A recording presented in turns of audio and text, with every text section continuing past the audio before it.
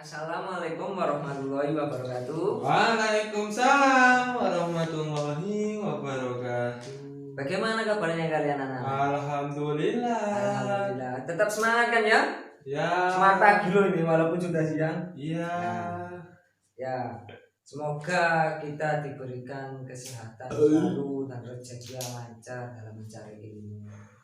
Amin. Nah, sebelum kita lanjut ke materi, alangkah baiknya kita berdoa terlebih dahulu agar kita diberikan kemudahan dalam mencari ilmu. Amin. Berdoa dalam hati dimulai. Amin. Amin.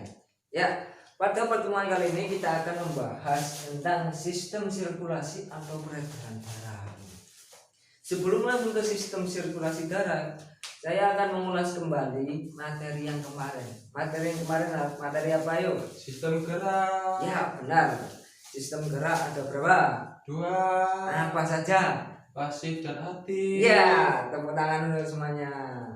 Tepuk tangan terutama untuk Mas Sofian yang telah menjawab, berani menjawab materi yang kemarin. Saya apresiasi ya. Ya. Lanjut, kita akan membahas ke sistem peredaran darah. Sistem peredaran darah ini ya merupakan suatu sistem organ di mana yang mengatur aliran darah itu ke seluruh tubuh. Cara gampangnya memahami seperti itu. Ya. Nah, sistem peredaran darah ini ada 2. Baca. Ada sistem peredaran darah terbuka dan tertutup. Nah, kenapa kok bisa dikatakan terbuka dan tertutup? Ada yang tahu? Gak tahu. Nah, gak tahu ya. Sistem peredaran darah terbuka ini sistem peredarannya termasuk kategori sederhana. Karena aliran darah ini dialirkan melalui rongga-rongga, tidak memiliki pembuluh darah, tidak memiliki jalan sendiri untuk mengalirkan darah tersebut. Nah, ini biasanya ada di hewan yang berkuku-kuku gitu. Contohnya belalang, kecoa. Terus kalau yang sistem peredaran darah tertutup ini dikatakan tertutup karena memiliki pembuluh darah sejati, misalnya arteri, kapiler, dan vena itu dikatakan tertutup tadi. Jadi aliran darah tersebut memiliki jalan tersendiri. Itu perbedaannya. Nah, kali ini kita membahas dasarnya aja dulu ya. Kita membahas tentang sistem sirkulasi darah, yakni pada manusia yaitu peredaran darah kecil dan besar.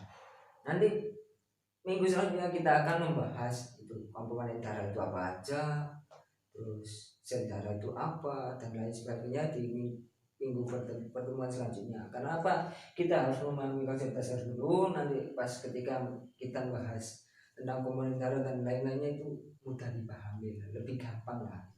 Ya. Ya. Jadi lihat gambar sini dulu ya. Lihat gambar ini dulu. Dari anak-anak sekalian, setelah melihat gambar ini apa yang kalian tangkap? Ya, apa? Merah biru. Ya, gambarnya merah biru, benar sekali. Siap. Nah, ini merupakan salah satu penggambaran tentang sistem sirkulasi darah pada manusia. Nah, kita akan membahas sistem peredaran darah kecil dan besar pada manusia. Kita lihat pada gambaran ini. Ini sudah saya beri nomor. Ya, tahu ya dulu. Sudah saya beri kasih nomor 1, 2, 3 sampai seterusnya. Nah, ini penjelasannya. Nomor 1 itu apa, 2 itu apa, dan sini. Kita membahas dulu. Kita bagi dulu. Di sini kan ada 2. Ini ada nanti ke atas ini. Ada 2 dibagi. Dengan ini, yang ini sebelah kiri. Ini berlawanan ya, istilahnya cermin lah. Ini kanan. Kita dasarnya dulu, dasarnya dulu. Yang sebelah kiri ini darahnya membawa akan kayak oksigen O2. Dan yang sebelah kanan yang sebelah kiri tadi kan kayak akan oksigen, yang sering kita sebut darah bersih ya. Sedangkan yang sebelah kanan itu mengandung kayak akan CO2 yang sering kita sebut darah kotor ya, tepat sekali ya. Di bagian sini ini dinamakan jantung ya.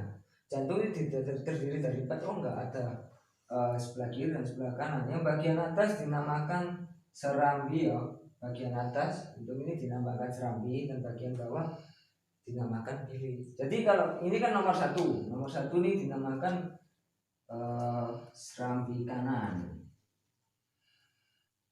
yang ini bilik kanan, yang ini serambi kiri, bilik kiri. Ya benar sekali. Kita lanjut ke sini. Ini merupakan paru-paru. Dan ini yang atasnya lagi paru-paru, ini gambarnya gak cukup berasnya, maka ini bagian atas seluruh tubuh kayak kepala, terus pundak, lutut, ya, kaki. itu ya. Terus ini juga seluruh tubuh, tapi bagian bawah kayak perut, kaki dan lainnya itu. Kita akan melanjut ke pengertiannya dulu. Sistem peredaran darah kecil itu secara gampang dimulai dari jantung menuju paru-paru kembali ke jantung itu. Terus yang besar itu dari jantung ke seluruh tubuh, entah itu bagian atas atau bawah, kembali ke jantung. Nah, kita akan membahas tentang peredaran darah besar dulu ya. Peredaran darah besar ini dimulai dari serambi kiri.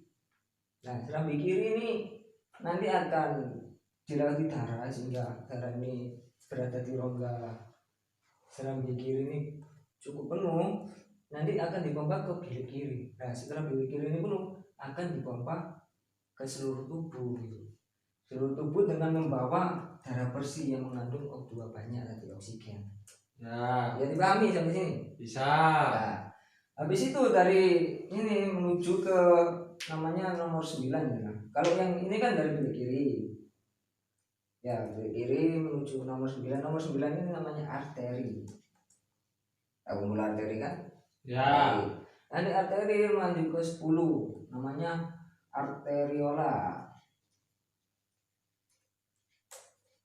Arteriola ini merupakan arteri yang lebih kecil. Nah, yang kan nomor 8 ini namanya aorta. Dari bilik kiri ke aorta, nomor 9, 10 itu dinamakan arteri tapi berbeda jenisnya.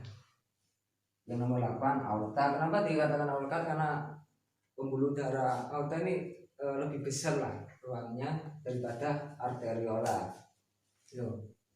Dan pada arteriola ini akan bertemu dengan pembuluh kapiler. Ini dilakukan apa ya? Di sini kan ada pembawa O2. Nah, itu melakukan apa ya? Nanti di sini itu diberi makan seluruh tubuh, nutrisi yang dibawa darah tadi yang akan ditukarkan dengan ketika menyampaikan akan darah tersebut akan membawa darah kotor gitu. Bisa dipahami nyampe ini? Bisa. Nah, kemudian lanjut ke 12 ini namanya vena, pembuluh vena. Di mana vena ini membawa darah kotor. Jadi arteri itu pembawa darah bersih dan vena pembawa darah kotor. Tapi jangan dibuat acuan loh ya. Arteri bukan berarti semua membawa darah bersih, enggak. Arteri membawa darah bersih kecuali arteri pulmonalis gitu. Ya nanti ya yang dijelaskan. Dan juga seperti itu, vena membawa darah kotor kecuali vena pulmonalis gitu. Dan nanti ini akan kembali ke jantung. Nah, itu dinamakan sistem peredaran darah besar. Nah, ini sudah saya tulis urutannya mulai dari 7 yaitu bilik kiri sampai kembali nomor 1. Ya. Ya, sistem peredaran darah kecil ini dimulai dari yang tadi serambi kanan.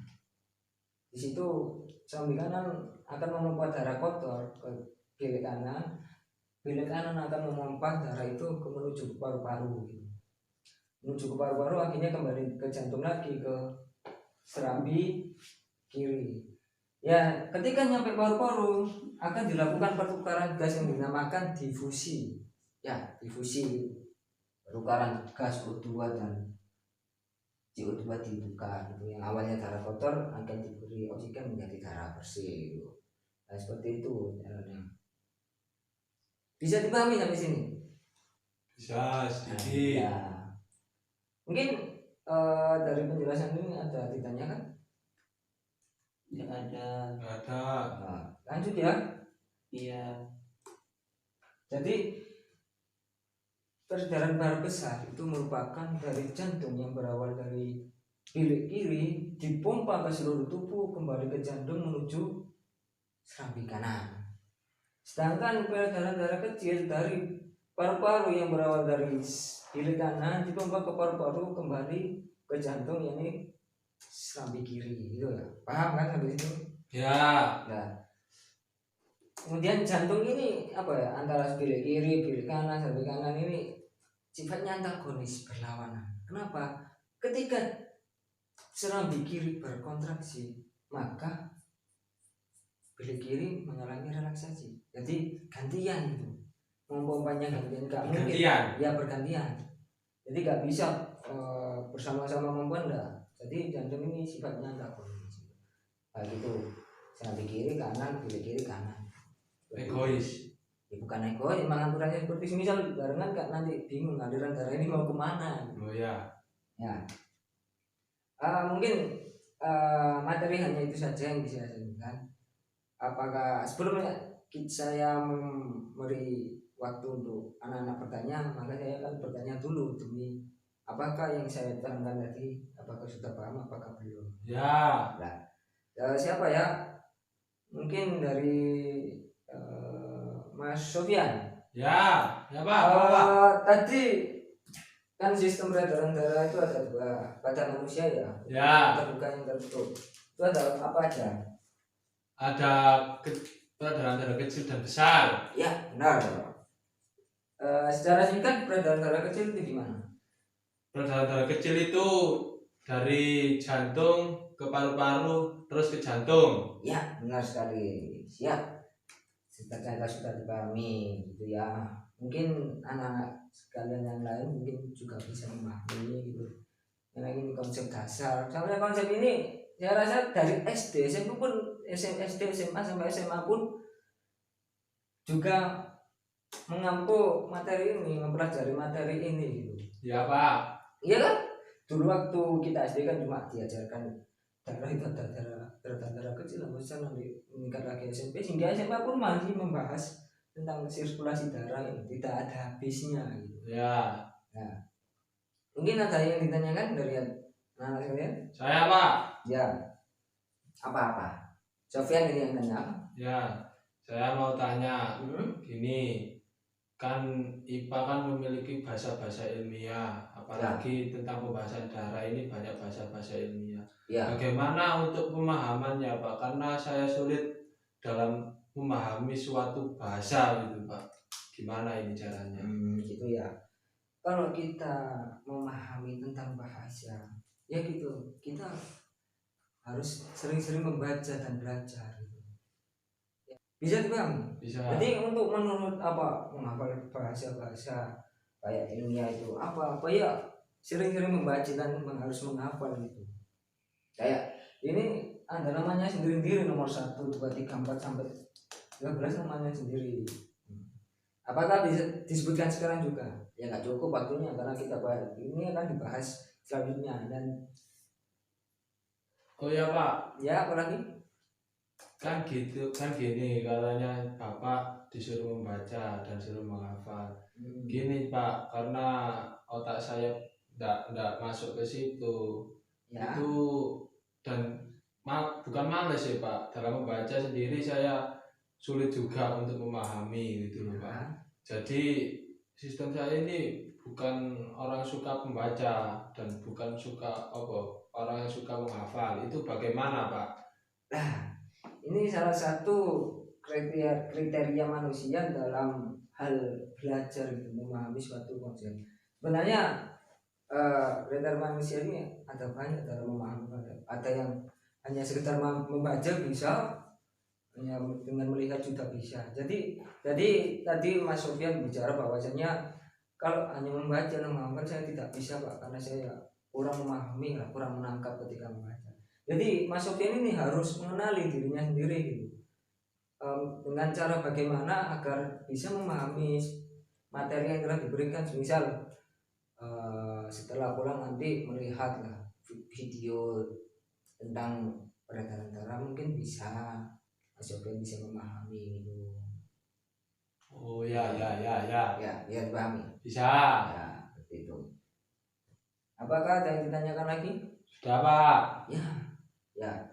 Sebelum pelajaran hari ini diakhiri, saya akan memberikan tugas yang telah saya sebutkan tadi, bahwasanya minggu depan atau pertemuan selanjutnya kita akan membahas lebih dalam tentang sistem peredaran darah, seperti komponen darah itu apa aja, penyakitnya itu apa, bla bla. Nah, tugasnya kalian akan mencari apa saja komponen darah. Komponen darah ini ada 3. Apa saja? Terus tugas yang kedua, pembuluh darah tadi, arteri, vena, dan kapiler. Itu tugas kalian cari 2 soal tersebut. Apa maksud dari komponen darah dan ini itu tadi, cari, dikumpulkan besok dan akan kalian paparkan di depan nantinya tugas kalian, perwakilan dulu ya. Ya. Bisa dipahami kan? Bisa. Ya mungkin cukup sekian pada pertemuan kali ini. Semoga ilmu yang telah saya paparkan tadi, saya berikan tadi, bisa bermanfaat bagi kalian semua. Amin. Jangan lupa jaga kesehatan ya. Ya Pak. Jangan lupa jaga kesehatan, karena kesehatan penting bagi kita, apalagi dengan situasi kondisi yang seperti ini. Ya. Mungkin itu saja yang bisa saya sampaikan. Tetap semangat, jangan pernah malas-malasan untuk belajar. Ya. Cukup sekian. Assalamualaikum warahmatullahi wabarakatuh. Waalaikumsalam warahmatullahi wabarakatuh.